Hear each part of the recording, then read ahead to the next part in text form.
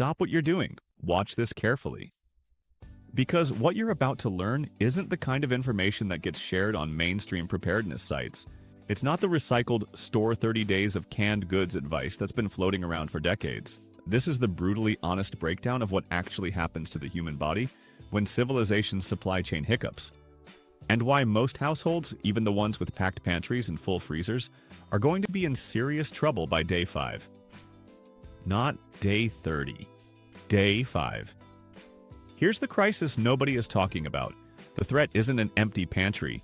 The threat is a pantry full of food that your body has stopped being able to use. By the end of the first week of any real sustained emergency, a prolonged blackout, a regional flood, a serious supply disruption, something begins happening inside the human body that no standard survival checklist even acknowledges. The mind starts to go first. Judgment clouds. Decision-making slows. Concentration becomes unreliable. Then the body follows. Strength fades, digestion rebels, and the physiological systems that keep a person upright and functional begin to quietly fail. All while the food supply is still sitting there, technically untouched. You think you're prepared? You probably aren't. And the gap between those two things could define everything for your household when it matters most. The following list contains items that address this exact problem. 12 items, plus several additional ones that most survivalists have never even considered, that fill the gaps most emergency plans leave dangerously open. None of them are expensive. None require specialized equipment. And the number one item is probably already in your kitchen right now in completely inadequate quantities. This isn't about calories. Calories are the easy part. This is about keeping human beings fully functional. Physically, cognitively, psychologically, under sustained crisis conditions. That's a completely different challenge, and almost nobody is solving it. Let's begin. The clock is already ticking. Number 12. Potato flakes. Most people don't realize how fast the body degrades under sustained stress until it's already happened. Here's what the standard emergency food checklist is built around. A body that's operating normally. A body strong enough to chew through dense whole grains, capable of processing heavy legumes without distress, and equipped to handle the high-fiber, calorie-dense staples that form the backbone of nearly every prepper pantry in existence. That body doesn't last long in a real emergency. After days of disrupted sleep, irregular eating schedules, elevated cortisol from constant psychological strain, and the physical demands of managing a crisis without modern conveniences, the body begins to break down. And when it does, the very foods that were supposed to sustain it become obstacles. Dense grains become difficult to chew. Heavy legumes cause gastrointestinal distress in a compromised gut. High-fiber staples that worked in week 1 become genuinely harmful in week 2. This is the moment that separates the households that survive intact from the ones that don't. Potato flakes were practically engineered for this moment. No chewing required. No meaningful digestive load. No electricity, no cooking infrastructure beyond the ability to boil water. A handful of flakes turns thin broth into something the body can actually work with. They add substance to a meal when the gut has stopped tolerating anything more demanding. Nobody stockpiles potato flakes because they seem impressive. They stockpile them, or they should, because there comes a moment in every serious, extended crisis when the body simply stops cooperating with everything else in storage. Potato flakes don't ask anything from a compromised system. They just deliver. 2 or 3 canisters. Lightweight, cheap, compact. Don't expect to need them on day 1. Expect to need them desperately by day 10, when the body that was supposed to be eating your stockpile has already begun rejecting it. Like number 11, full fat canned coconut milk. By day 3 or 4 of living on rice, pasta, and dried beans, something quietly alarming begins to happen. The food is still available. Nobody's going hungry in the traditional sense. But eating has started to feel like a punishment. It's a texture problem, and it's more dangerous than it sounds. When every meal is dry, grainy, and monotonous, when there's nothing cohesive, nothing smooth, nothing that signals to the brain that this is actual sustenance worth consuming, people begin to eat less than they need. Not because they've decided to ration, because every mealtime involves overcoming a wall of resistance that grows higher with each identical plate. That caloric shortfall starts silently and compounds at a rate most people don't anticipate. The full-fat canned coconut milk is the intervention. Stir it into hot rice, blend it into mashed starches, mix it through porridge, and the entire character of the meal changes. Suddenly there's cohesion, smoothness, something the mouth and brain register as food worth finishing. But here's the part that earns it a spot on this list beyond simple palatability. Dietary fat is the vehicle through which fat-soluble nutrients get absorbed. Vitamins from vegetables, beneficial compounds from spices, protein-adjacent nutrients from legumes. Without adequate fat in the diet, many of these pass through the body entirely unused. Your stockpile of carefully chosen nutritious food becomes nutritionally hollow, without fat to activate it. Fat also dramatically slows digestion, extending satiety windows and stabilizing both energy and mood across longer periods than carbohydrates alone can manage. No refrigeration until opened. No cooking required. Compact and calorie-dense. Always stock the full-fat version. Reduced fat options don't deliver the same metabolic benefit, and in a crisis, that difference is not trivial. Number 10. Dried seaweed. Don't dismiss this one. That instinct is exactly the problem. There is a distinction that almost no emergency food plan makes. A distinction that, if you miss it, will allow a well-stocked pantry to quietly destroy the people depending on it by week 3. The distinction is this: calories resolve hunger, minerals resolve function. These are not the same problem. Rice, pasta, flour, dried beans, oats. Every standard emergency staple delivers energy. And what they don't deliver is iodine, the mineral the thyroid requires to regulate metabolism and body temperature. They don't supply meaningful magnesium, which the heart needs for stable rhythm, which the muscles need for coordinated function, which the brain needs for cognitive clarity. These deficiencies don't announce themselves. They accumulate with a terrifying patience. Low energy that no amount of food seems to fix. Concentration that keeps slipping no matter how much rest you get. A heartbeat that feels slightly irregular. Declining physical capacity that gets blamed on stress and dismissed, right up until it can't be dismissed anymore. By that point, the deficiency has been building for weeks. The damage is done. Dried seaweed, nori, wakame, kombu closes this gap in a form that requires almost nothing to use. A small portion stirred into rice, a strip added to broth. The iodine and magnesium content in even modest quantities of seaweed dwarfs what you'll find in any other shelf-stable food option. The effect on a single meal is barely perceptible. The effect on the body across a sustained crisis is the difference between functional and failing. Lightweight, compact, indefinite shelf life. It doesn't significantly alter the flavor of whatever it's added to.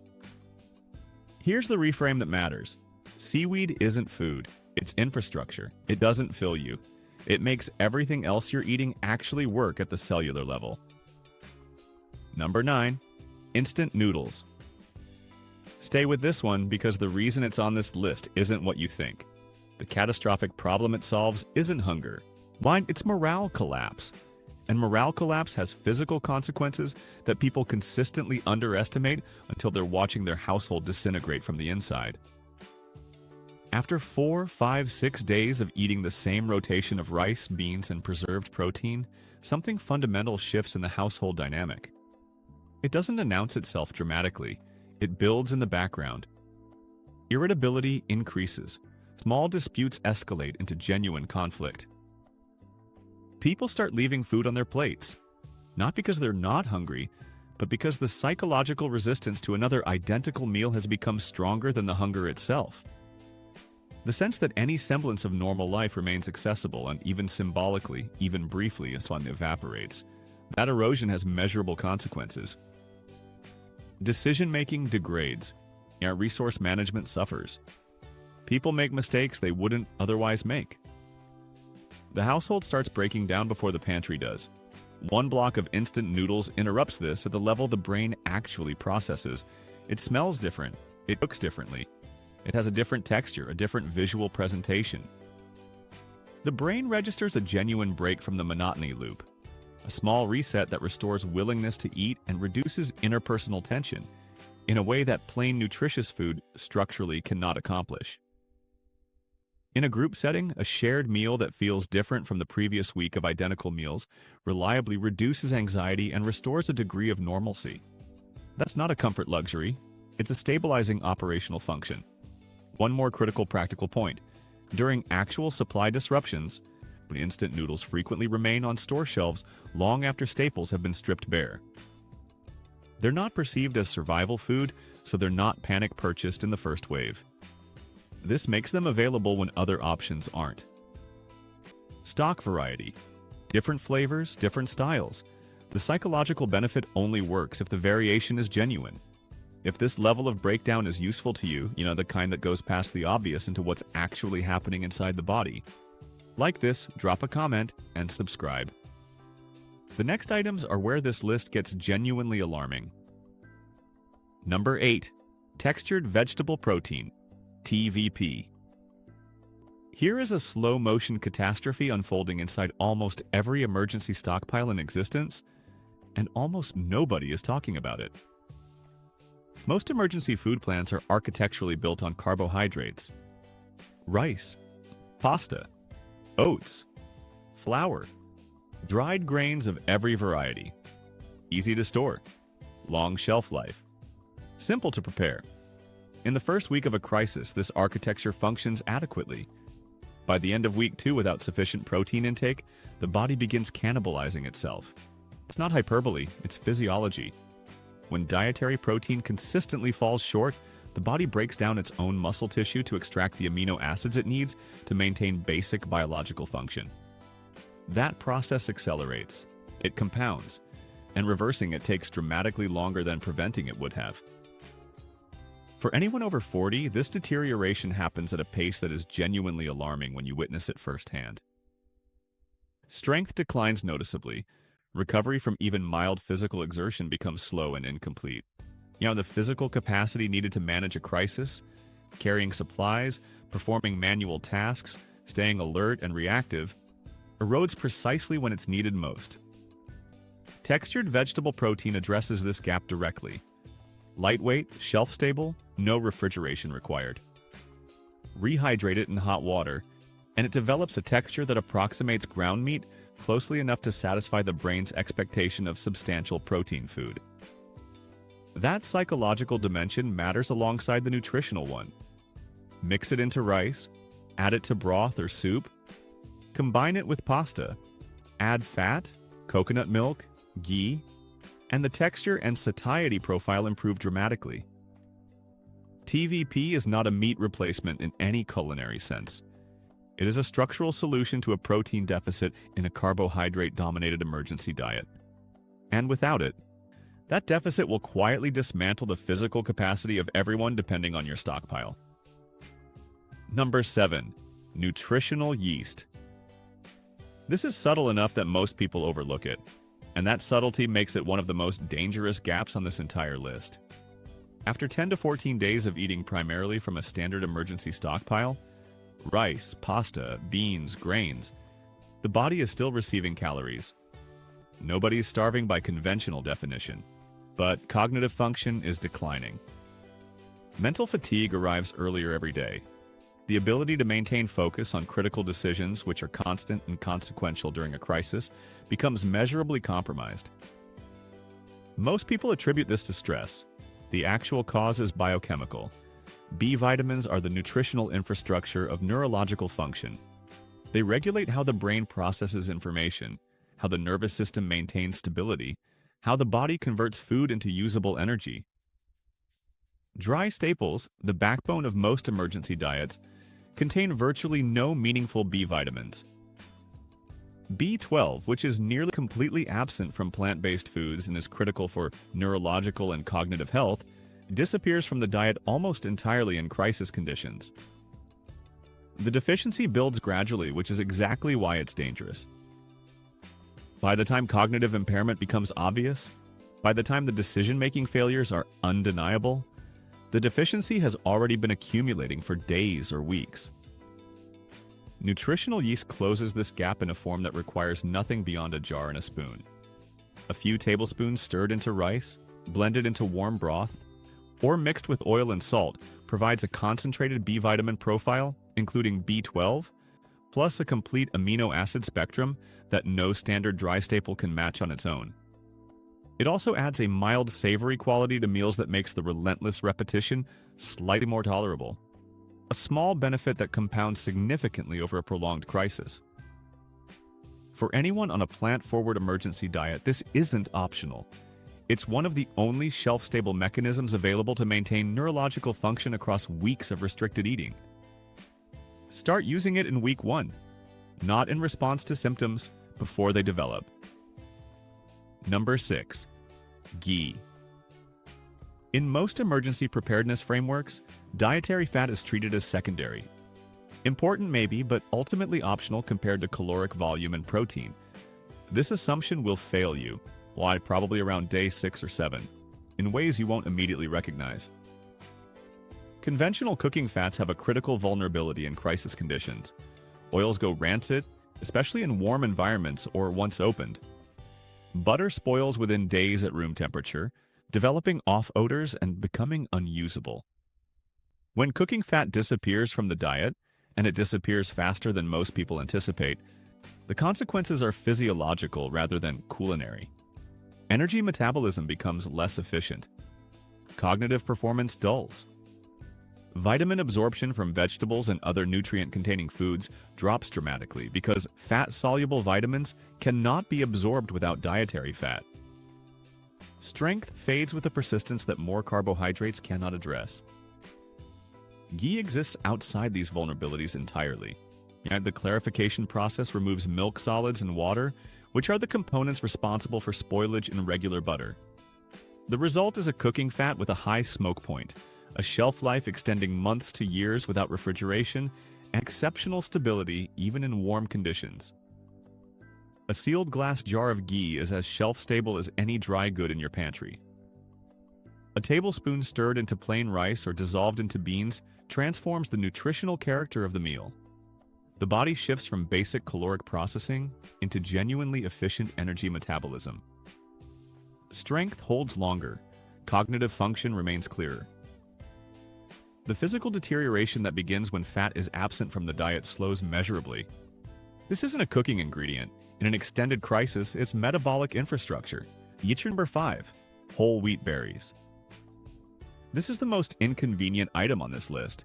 It is also the one that becomes irreplaceable at exactly the moment everything else starts running out. The fundamental vulnerability of most emergency stockpiles is that they consist entirely of things that have already been processed. Packaged pasta, pre-ground flour, canned goods assembled by industrial facilities with equipment that doesn't exist in your kitchen. As long as those supplies hold, the system functions. The moment they're exhausted, most households are completely incapable of producing food from actual raw ingredients. Whole wheat berries exist outside this vulnerability. They are a true base ingredient. Unprocessed, shelf-stable for years when stored correctly, and capable of producing meaningfully different food products depending on how they're prepared. Soak overnight and slow cook. You get soft, easily digestible porridge accessible even to compromised digestive systems. Dry roast and coarsely grind. You get a warm, textured cereal. Grind fine, mix with water and salt, cook in a dry pan. You get basic flatbread. 3 functionally different food forms without electricity, without specialized equipment, from one ingredient. In a prolonged crisis, that versatility carries psychological weight beyond its nutritional value. The ability to choose the form your food takes, to make a deliberate decision about preparation, restores a sense of agency and control at exactly the moment when everything else feels fixed, narrowing, and beyond influence. That restoration of agency has documented effects on cognitive stability and decision-making quality under stress. Keep them sealed, in reserve, untouched during the early days. They're not a first-week resource. They're the resource you activate when primary supplies are depleting. As long as they're still in storage, the situation hasn't reached its final stage. Number 4. Vinegar. This looks like a basic pantry item. During an extended crisis, it functions like 3 separate tools that you absolutely cannot afford to be without. Function 1. Food preservation. Without refrigeration, cooked food deteriorates faster than most people expect, particularly in warm conditions. Bacterial activity in cooked meals accelerates dramatically in the absence of cold storage. A small amount of vinegar added during preparation meaningfully slows this process, not enough to detect in the flavor, but enough to extend the safe consumption window by hours when hours matter. Function 2. Digestive support. Emergency diets are heavily loaded with starches and dense legumes. For many people, particularly those over 40, sustained consumption of these foods without the digestive variety of a normal diet causes real mounting discomfort. Bloating, sluggishness, gastrointestinal distress that makes eating feel like an act of self-punishment. A teaspoon of vinegar diluted in warm water before meals stimulates stomach acid production and dramatically improves digestive efficiency. The body processes what it's given instead of struggling against it. Function 3. Sanitation. When commercial cleaning products are exhausted, and in any extended crisis situation they always run out, vinegar becomes a reliable surface disinfectant for cutting boards, countertops, cookware, and food preparation surfaces. Not a replacement for clinical disinfection.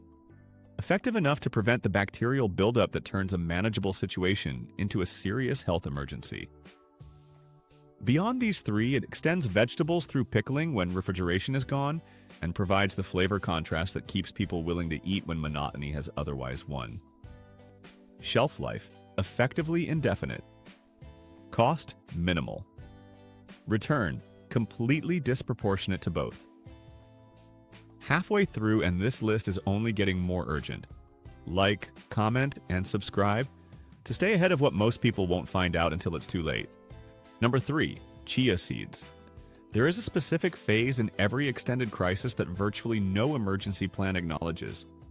And it's this phase, more than any other, that causes stockpiles to deplete ahead of schedule. The food supply is still intact. The pantry isn't empty, but anxiety about the food supply has already begun dictating behavior. Portions get larger than rational assessment would justify. Meals happen more frequently than actual hunger warrants. The rate of consumption accelerates, not because there isn't enough food, but because the psychological pressure of uncertain supply has overwhelmed the ability to make clear-headed decisions about it.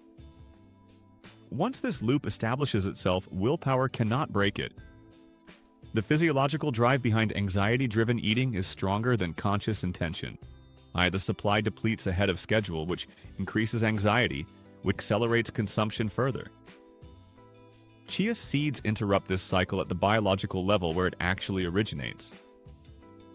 Mixed with liquid, they absorb water and form a gel in the stomach. A gel that physically slows gastric emptying and extends the body's satiety signals for several hours beyond what an equivalent quantity of other food would deliver.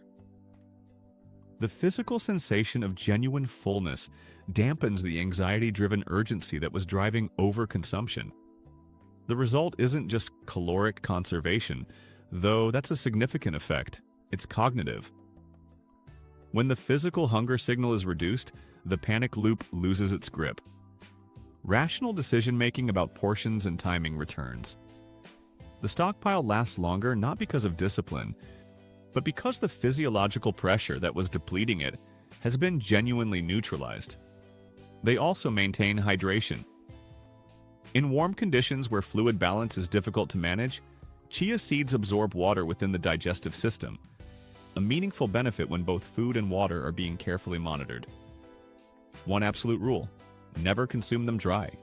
Always hydrate fully in liquid before eating. Water, porridge, coconut milk, all work. No heat required. Deploy them early, before the anxiety loop establishes itself. That's when they deliver the most value. Number 2. Seasoning cubes. This is where most people's eyes glaze over, and that dismissal is exactly why households fail around day 4 or 5. Here's what nobody talks about until they're watching it happen. The calories are available, the food is accessible, but the mind has begun refusing to cooperate. Not from illness, not from genuine incapacity, from the relentless, cumulative psychological weight of eating the same thing. Same smell, same texture, same visual, same silence. At every single meal for days on end. And this refusal becomes physical almost immediately. Loss of appetite compounds deterioration rapidly. It impairs judgment. In a group setting, it generates interpersonal conflict with a speed and intensity that catches most people completely off guard. One seasoning cube dissolved into cooking water changes this dynamic at the neurological level. The smell is different. The taste is different. The brain receives a signal, and finally, after days of identical input, that something has changed. The meal is worth engaging with. The resistance drops. People eat what they need to eat.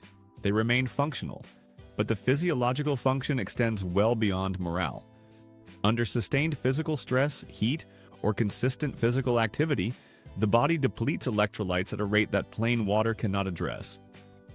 Sodium, in particular, is lost rapidly, and its absence creates symptoms. Muscle cramping, persistent fatigue, headaches, that look like exhaustion or illness but are actually a straightforward electrolyte deficit. Warm, lightly salted broth from a single seasoning cube is one of the most bioavailable electrolyte delivery mechanisms available in an emergency context. Easier for a depleted body to absorb than solid food. More effective at restoring sodium balance than plain water. Store them sealed in glass with a moisture absorber. No refrigeration, almost no space. It costs less than $1 per unit. The moment the mind refuses to eat plain food, these become the difference between a functional household and a collapsing one. Bonus item, raw honey. Most people have it in their kitchen. Almost nobody has enough of it, and nearly no one understands what it actually does under crisis conditions. Raw honey, not processed, not filtered, is one of the most bacteriostatic food substances that exists in shelf-stable form. Applied to a wound, a cut, an abrasion, it actively inhibits bacterial growth in a way that no amount of first aid training without supplies can replicate. When antiseptic medications run out, and in a prolonged crisis they always do, this function becomes critical. But the internal applications are equally serious. Raw honey is one of the only natural substances capable of providing immediate, rapidly absorbed energy to a body that has stopped tolerating solid food. During gastrointestinal distress, vomiting, diarrhea, complete appetite suppression, a small amount of honey dissolved in warm water delivers glucose and trace nutrients directly into the system with almost no digestive burden. It also coats and soothes an irritated digestive tract, reducing the inflammation that sustained emergency eating inevitably causes. The shelf life of raw honey is effectively indefinite when stored sealed and dry. Its medicinal value alone would justify stockpiling it. Combined with its nutritional and psychological role as the only genuinely sweet thing in an otherwise austere food supply, it earns a place in any serious emergency preparedness plan. Number 1. Ginger. Nothing on this list comes close to the urgency of what we're about to discuss, because nothing else addresses the specific kind of physiological failure that this item prevents. The failure that looks like something else, gets mismanaged as something else, and becomes irreversible precisely because it was never recognized for what it was. Here's the scenario. It's somewhere around day 8 or 10 of a sustained crisis. You've been eating, though irregularly. You've been sleeping, though poorly. You've been managing, physically active, cognitively engaged, holding the household together through sustained effort and elevated stress. And then a specific set of symptoms begins appearing. Dizziness when you stand up too quickly. A dull, persistent pressure building behind the eyes. Cold hands and feet that won't warm regardless of layering. A weak, unsteady quality to physical activity that wasn't there a week ago. A feeling that even light exertion requires more effort than it should. The instinct is to eat more. More calories, more food. This is the wrong response, and it can make the situation significantly worse. By this point, the body isn't suffering from a caloric deficit. It's suffering from the accumulated stress on its regulatory systems. Blood pressure regulation, compromised by days of poor sleep and elevated cortisol. Digestion, struggling under the weight of a monotonous, starch-heavy diet without the variety it needs to function efficiently. Circulation, impaired by sustained physiological stress in ways that no additional serving of rice or pasta can address. Piling more dense, starchy food onto a digestive system that is already overwhelmed doesn't help. In many cases, it creates additional burdens. This is precisely what ginger addresses, and it addresses it at the level where the problem actually lives. The active compounds in ginger produce a well-documented warming response in the circulatory system. They stimulate peripheral blood flow. They support mild stabilization of blood pressure. They directly reduce the dizziness, eye pressure, and cold extremities that are the signature symptoms of circulatory stress under sustained crisis conditions. The effect isn't immediate like a stimulant. It builds over 15 to 20 minutes as the circulatory system responds to the compounds. But it builds reliably, and the relief it provides is genuine. Ginger simultaneously addresses the digestive component. It is one of the most thoroughly studied natural antiemetics. It reduces nausea, decreases bloating, and measurably improves gastric motility, which means the stomach processes food more efficiently rather than letting it sit and ferment. That means better absorption of nutrients from everything else in the diet. In a crisis where every meal has to count, that improved absorption matters enormously. Dried slices, powdered ginger, or fresh ginger dried at home. All forms are effective. Brewed in hot water with a pinch of salt, mixed into porridge, stirred into broth. Small amounts produce noticeable effects. Here's why it takes the top position over everything else on this list, including all the items that address specific and serious nutritional gaps.